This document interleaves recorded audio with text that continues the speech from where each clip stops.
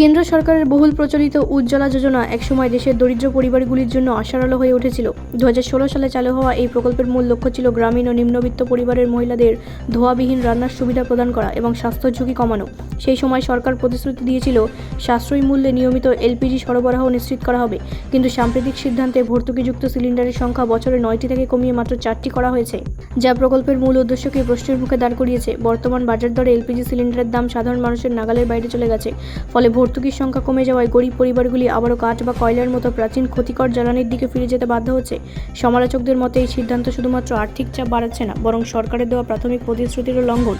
সরকার উজ্জ্বলা যোজনাকে নারী ক্ষমতায়ন ও স্বাস্থ্য সুরক্ষার প্রতীক হিসেবে তুলে ধরেছিল, কিন্তু বাস্তবে ভর্তুকি কমিয়ে দেওয়া সেই লক্ষ্যের পরিপন্থী। অর্থনীতিবিদদের একাংশ মনে করেছেন এই পদক্ষেপের ফলে সরকারের ভর্তুকির খরচ কিছুটা কমতে পারে, কিন্তু তার সামাজিক মূল্য অনেক বেশি। বিশেষ করে গ্রামীণ ও নিম্ন আয়ের পরিবারগুলির জীবনযাত্রার মান এতে আরও খারাপ হতে পারে।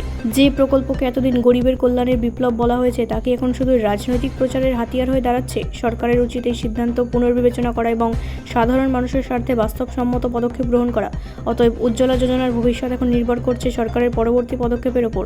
তারা কি তাদের প্রতিশ্রুতি রক্ষা করবে, নাকি এই প্রকল্প ধীরে ধীরে তার গুরুত্ব হারাবে? ব্যুরো রিপোর্ট, রাষ্ট্রীয় প্রসার বাংলা।